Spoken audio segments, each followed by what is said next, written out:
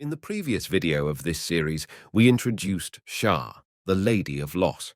In this video, we will unravel the story of Asmodeus, the Prince of Evil.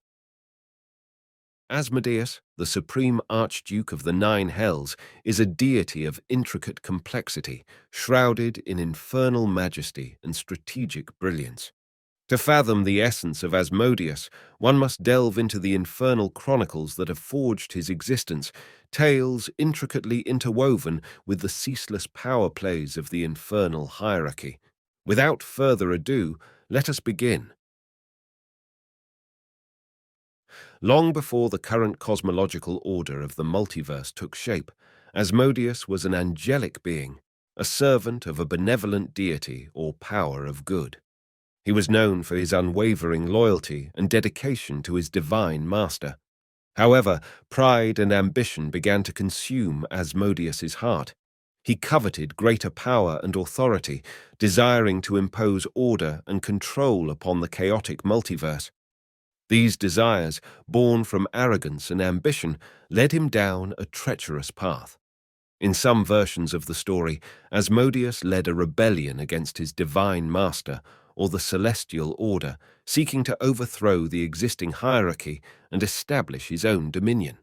In other versions, his fall resulted from making forbidden pacts with dark and malevolent forces. Whatever the specific circumstances, Asmodeus's rebellion or transgressions ultimately led to his and his followers' expulsion from the celestial realms.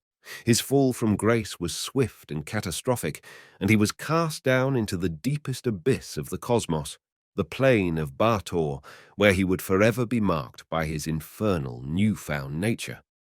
In the unforgiving depths of this realm, Asmodeus discovered his true calling, a revelation that would set the stage for his meteoric ascent to power. It was amidst the searing flames and malevolent shadows of the Nine Hells that he harnessed the dark energies that would come to define him. Over countless eons, Asmodeus meticulously orchestrated his rise to power, employing a potent combination of manipulation, cunning, and an unwavering force of will. He understood that to achieve dominion over the infernal hierarchy, he had to outwit other archdukes, vanquish rivals, and establish himself as the undisputed ruler of the Nine Hells. Within the labyrinthine corridors of infernal politics, Asmodeus was a master manipulator. He exploited the weaknesses of his adversaries, eliminated threats with surgical precision, and established a rigid hierarchy that left no room for dissent. As the pinnacle of this hierarchy, he reveled in the power it afforded him. In his true form, the serpent sovereign is a creature of nightmarish proportions. His body, a sinuous tapestry of obsidian scales, stretches for miles, coiled with a deliberate purpose that belied an unimaginable power. His eyes, like twin orbs of molten crimson, lay the very souls of those who dare to meet his gaze, exposing their deepest secrets and darkest desires before his relentless scrutiny.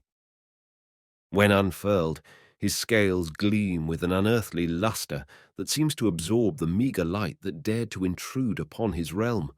His gaping maw, an abyss of infinite darkness, reveals row upon row of obsidian fangs that could swallow whole cities. When he speaks in this form, his voice is a thunderous symphony of dread, each word causing the very bedrock of the Nine Hells to shudder in submission. As if to emphasize his dominion, a series of dark, horn-like crests adorn his spine, marked with infernal glyphs and runes that pulse with malevolent energy. These ancient sigils speak of a power that transcends the infernal landscape itself, a testament to his unassailable authority. The serpent sovereign's tail, a serpentine river of scales and sinew, snakes into the distance, coiling and winding through the depths of the Nine Hells. Its barbed tip, sharp as the most malicious intent, twitches with latent potency, poised to strike with deadly precision. Yet, it is not just his physical form that radiates dread and temptation. An aura of corruption and allure surrounds Asmodeus, an insidious miasma that warps the minds of those who venture too close. It whispers promises of power and secrets, luring the vulnerable and ambitious into its treacherous embrace. His colossal presence, a living embodiment of malevolence and dominion, stood as a chilling testament to his reign over the damned, a harbinger of torment and seduction that loomed large in the heart of the abyss. When he decides, in a conversation with lesser beings, he takes a humanoid form. His presence is as imposing as it is seductive, and his physical appearance befits his infernal majesty. In his humanoid form, Asmodeus stands tall and majestic, resembling a charismatic and impeccably dressed human noble. But it is the unmistakable details like his otherworldly height at 4 meters that betray his demonic nature, and his skin, a deep crimson that seems to flicker with an inner fire, serves as an indelible mark of his infernal stature. It radiates both power and malevolence. Atop his forehead, a pair of imposing twisted horns spiral upward, their tips sharpened to a point. These horns, dark as obsidian, curl with a devilish elegance, framing his commanding visage. His eyes, fiery orbs that burn with an intensity beyond mortal comprehension, captivate and ensnare the souls of those who dare meet his gaze. A long, sinuous tail extends from his form, its tip bearing a cruel barb reminiscent of a devil's trident. It sways with a calculated grace, a reminder of his mastery over the machinations of the infernal plane. His attire befits his station, opulent and regal, adorned with symbols and sigils of the 9 hells, symbols of his dominion over the damned. Asmodeus, the embodiment of tyranny and cunning, commands not only the legions of devils that serve him, but also the hearts and minds of those who would be swayed by his silver-tongued promises. In the dark corners of the multiverse, his presence is both a promise of power and a dire warning of the treacherous path that leads to the infernal depths. The acquisition of mortal souls was another stroke of diabolical genius. Asmodeus lured unsuspecting mortals into dark pacts, ensnaring their souls to expand his own power and bolster the infernal legions under his command. In the 9 hells, Asmodeus forged the Pact Primeval, a contract that binds all devils and willing mortals to his service. This pact ensured the hierarchy of hell and solidified Asmodeus's rule as the ultimate authority among devils. He is not content with just ruling the 9 hells, however. He also seeks to extend his influence to the mortal realm. He offers dark pacts to warlocks and ambitious mortals, further expanding his dominion. Imagine a mortal, desperate and yearning for power, knowledge, or great riches. Asmodeus, the great machinator, senses their desires and extends his damning hand. He offers them a deal, a pact, written in blood and sealed with the fires of hell. These contracts are no trifles, for they promise rewards beyond imagination, but at a price most terrible. The mortal, blinded by their aspirations, eagerly signs the infernal document, and in that moment they willingly bind their fate to Asmodeus in a pact that transcends life and death. Upon their inevitable demise, their very soul is forfeit, becoming a cherished prize in the Archduke's endless collection. But the tale does not end there. These ill-fated souls find themselves trapped within the bowels of the 9 hells, transformed into devils themselves. Their tormented existence continues as they serve Asmodeus for all eternity, their every action driven by an insatiable hunger for power. One of his most audacious feats was the engineering of the Blood War, a never-ending conflict between demons and devils. By keeping these chaotic forces locked in eternal combat, Asmodeus weakened his rivals and solidified his grip on the 9 hells. This devious strategy showcased his tactical brilliance and his ability to turn chaos into an instrument of control.